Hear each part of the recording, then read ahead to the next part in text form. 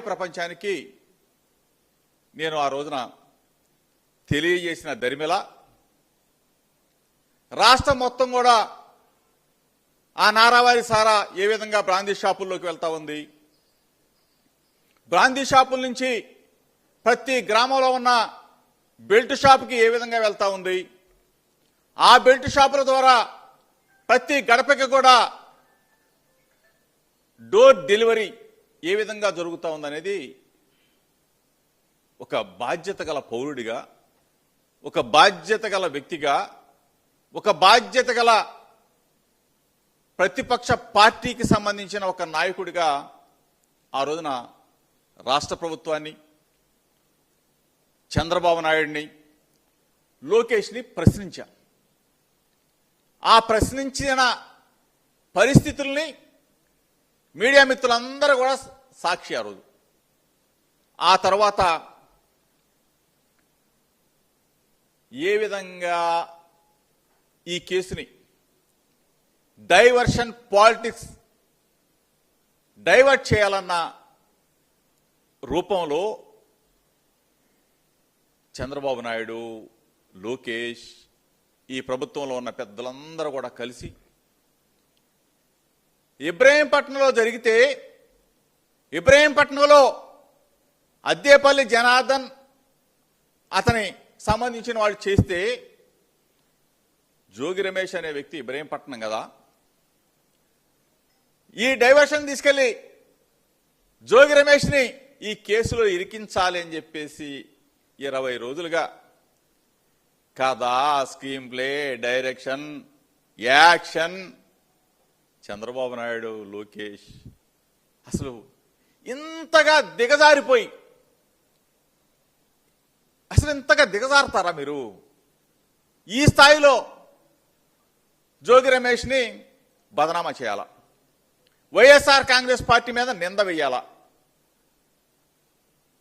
నా హృదయాన్ని గాయపరిచారు, నా వ్యక్తిత్వ జీవితం మీద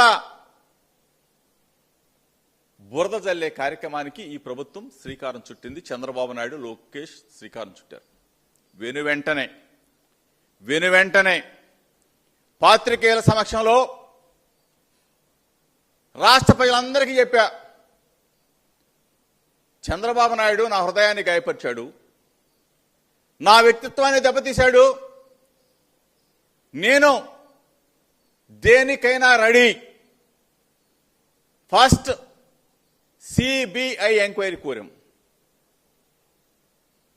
రాష్ట్ర ప్రభుత్వాన్ని డిమాండ్ చేశా, సిబిఐ ఎంక్వైరీ ఏమని చెప్పేసి అడిగాం. దానికి సమాధానం లేదు. సరే, దానికి సమాధానం లేదు కదా, లైట్ డిటెక్టర్ టెస్ట్కి నేను రెడీ అని చెప్పా, ధైర్యంగా దమ్ముగా. దానికి సమాధానం లేదు.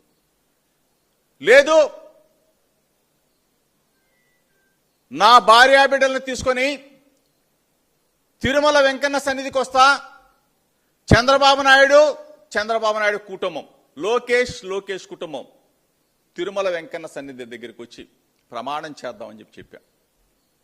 జోగి రమేష్ తప్పు చేశాడని ఒక్క మాట చెప్పు చంద్రబాబు నాయుడు, తిరుమల వెంకన్న దగ్గరికి వచ్చి ఏ శిక్షకైనా నేను రెడీగా ఉన్నానని చెప్పా. దానికి సమాధానం లేదు. అక్కడ దాకా నేను రాలేను అనుకుంటే అమ్మ కనకదుర్గమ్మ, బెజవాడ అమ్మ కనకదుర్గమ్మ సాక్షిగా, నా కుటుంబ సాక్షిగా నేను వస్తా, నువ్వు కూడా చంద్రబాబు, లోకేష్ ఇద్దరు కూడా మీ కుటుంబ సాక్షిగా రమ్మని చెప్పాడుగా. అక్కడ ప్రమాణం చేద్దామని చెప్పా. అక్కడికి రాలేదు. తిరుమల రాలేము, బెజవాడ అమ్మ కనకదుర్గమ్మ దగ్గరికి రాలేము అని అంటే నేనే, నా కుటుంబం, నా భార్య బిడ్డలను తీసుకొని చంద్రబాబు నాయుడు గారి ఇంటికి వస్తాం. భగవద్గీత తీసుకొని జోగి రమేష్ ఈ నకిలీ మద్యం కుంభకోణంలో ఉన్నాడని ఒక్క మాట చెప్పు చంద్రబాబు నాయుడు, ఏ శిక్షకైనా నేను రెడీగా ఉన్నానని చెప్పా. దానికి సమాధానం లేదు. ఇవన్నీ అయిన తర్వాత వర్ల రామయ్య, పల్లా శ్రీనివాస్ ఒకరోజు వాళ్ళ ఆఫీసులో చర్చలు జరిపిన తర్వాత చంద్రబాబు నాయుడుతో బయటకు వచ్చి జోగి రమేష్ తిరుమల అంటాడు, జోగి రమేష్ అమ్మ కనకదుర్గమ్మ దగ్గరికి అంటాడు, Jogi Ramesh light detector test అంటాడు. ఇవన్నీ కాదు, నార్కో ఎనాలిసిస్ టెస్ట్కి సిద్ధమా అని ప్రశ్నించారు. ప్రశ్నిస్తే నేను ఒకటే చెప్పా, నార్కో ఎనాలిసిస్ టెస్ట్ కూడా నేను సిద్ధమే. సిబిఐ అడిగా, దానికి సమాధానం లేదు. లైట్ డిటెక్టర్ టెస్ట్ అడిగా, దానికి సమాధానం లేదు. నార్కో ఎనాలిసిస్ టెస్ట్ అడిగా, దానికి సమాధానం లేదు. ఇవే కాకుండా మన భారతదేశంలో ఏ వ్యవస్థ ఉన్నా సరే మీరు ఆ వ్యవస్థ మీద ఎంక్వైరీ చేయించుకోండి జోగి రమేష్ మీద అని చెప్పారు. దానికి సమాధానం లేదు.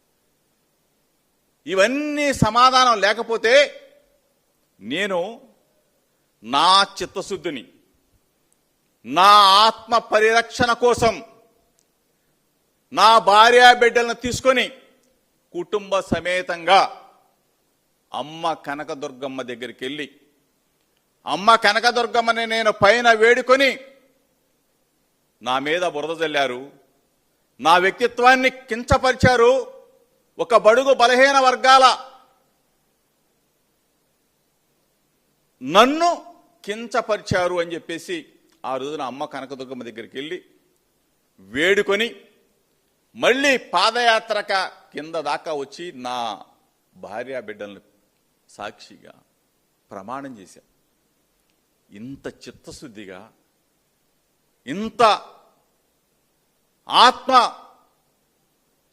నా ప్రమాణాన్ని ఈ రోజు వరకు కూడా చంద్రబాబు నాయుడు కానీ లోకేష్ కానీ అసలు ఇంతగా ఎట్లా దిగజారిపోతారని చెప్పి అడుగుతా ఉన్నా.